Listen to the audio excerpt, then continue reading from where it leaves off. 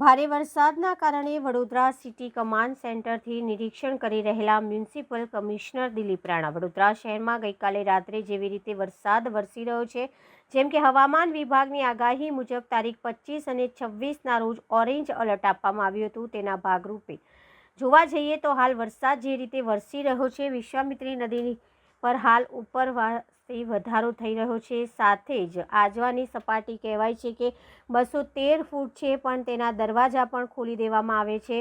ત્યારે વિશ્વામિત્રી સપાટી જે રીતે વધારો થઈ રહ્યો છે, ત્યારે નીચાણવાળા વિસ્તારોમાં જે નાગરિકો છે તે લોકોને ઘર ખાલી કરવાની સૂચના આપી દેવામાં આવી છે। સાથે સાથે વડોદરા મ્યુનિસિપલ કમિશનર દિલીપ રાણા દ્વારા જણાવવામાં આવ્યું હતું કે જેટલા પણ નીચાણવાળા વિસ્તારો આવેલા છે તે તમામ વિસ્તારો ખાતે બસની વ્યવસ્થા કરી દેવામાં આવી છે, જેમાં તેમના ખાવા પીવાની વ્યવસ્થા કરી દેવામાં આવી છે, તેમની રહેવાની વ્યવસ્થા કરી દેવામાં આવી છે। આજે સવારથી જ વરસાદ અવિરતપણે વરસી રહ્યો છે, જેને જોતા લાગી રહ્યું છે કે નીચાણવાળા વિસ્તારોમાં હાલ વરસાદના પાણી પ્રવેશી શકે તેવી શક્યતાઓને ધ્યાનમાં રાખીને કંટ્રોલ કમાન્ડ સેન્ટર ખાતે આજે વહેલી સવારથી જ કમિશનર દિલીપ રાણા વહેલી સવારથી જ ઉપસ્થિત રહી સંપૂર્ણ ઘટનાનું નિરીક્ષણ કરી રહ્યા છે। વહેલી સવારથી જ વરસાદ ચાલુ છે।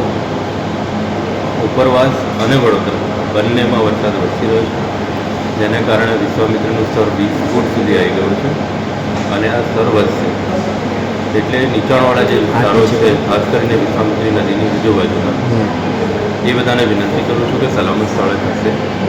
અમારી બસો અને અમારા તંત્રના માણસો ત્યાં ઊભા છે, એમાં બેસી અને સલામત સ્થળે ખસી જાય।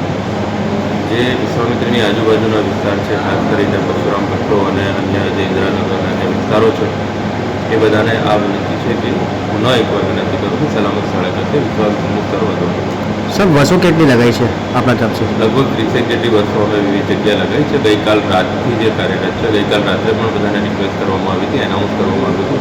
આજે પણ સવારથી લોકો ત્યાં છે। પુનઃ એકવાર હું કહું છું કે સલામત સ્થળે સર કેટલી ટીમ ખડે પગે હાલ છે? બધું આખું તંત્ર ખડે પગે હાલ છે। 30 બસો ત્યાં વિવિધ જગ્યાએ લાગેલી છે અને જરૂર પડશે તો અમે વધારશું।